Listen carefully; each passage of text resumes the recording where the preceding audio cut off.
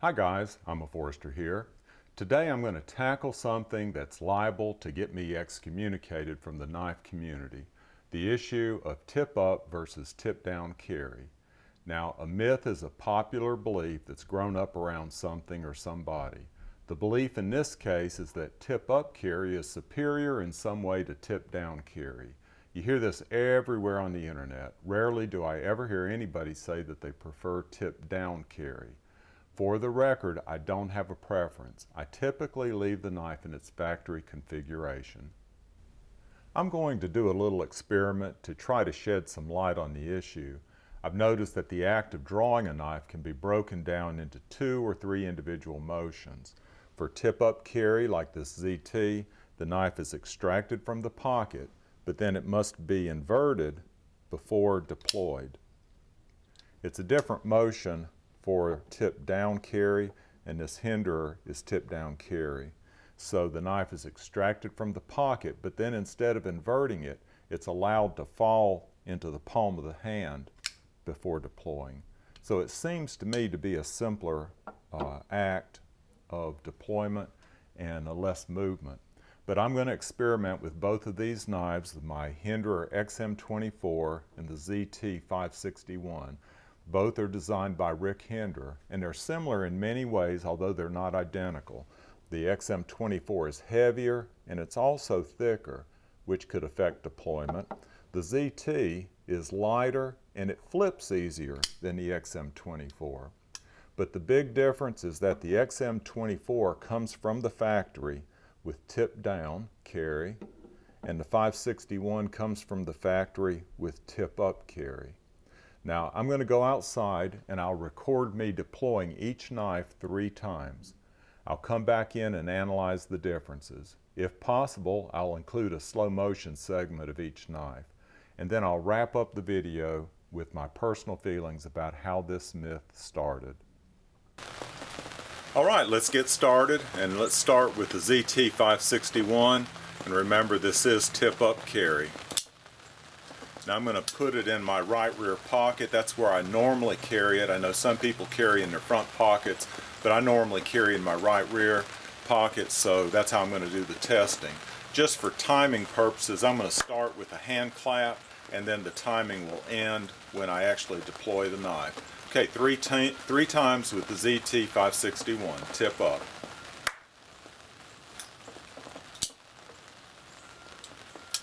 Okay, I bobbled it a little bit coming out of the pocket.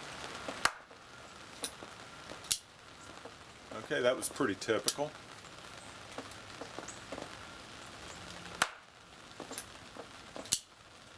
That might have been the fastest one of all. Okay, let's switch over to the XM24 Hinderer. This is tip down carry.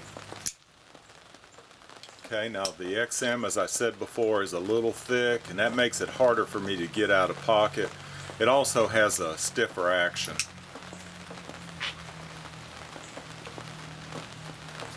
Okay, here we go. 3 times starting with a hand clap.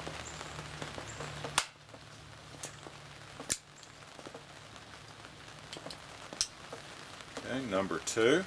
I felt like that was fairly smooth.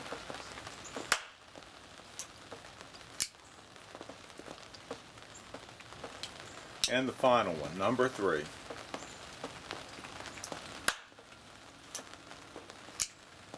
Bobbled that one a little bit. But let's go inside, and I'll download these onto a computer and then measure the length of time it took to deploy each knife. Then I'll try to do a slow-mo if I can and come back with my final comments. See you inside. Okay, I'm back inside and out of the rain. Here are the results of that little experiment. The ZT561 with tip-up carry deployed in 2.38, 2.025, and 2.115 seconds for the first, second, and third attempts. The average time of deployment was 2.17 seconds. That's not bad.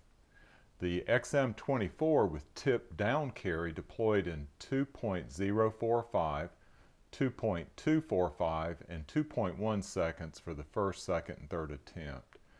The average time of deployment for the XM was 2.13 seconds. Now honestly, the slight difference between 2.17 and 2.13 seconds was within the margin of error in my using the stopwatch function on my cell phone to make these measurements. I actually measured each deployment twice to try to get an average time per deployment. So my take on this knife myth is that it's a man-made issue, and the man who I first heard say it was Nut and Fancy.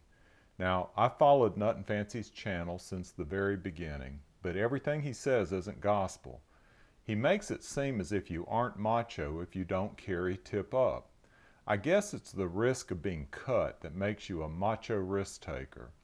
Nut and Fancy introduced the concept, and then the majority of YouTubers started repeating it. Well, my position hasn't changed.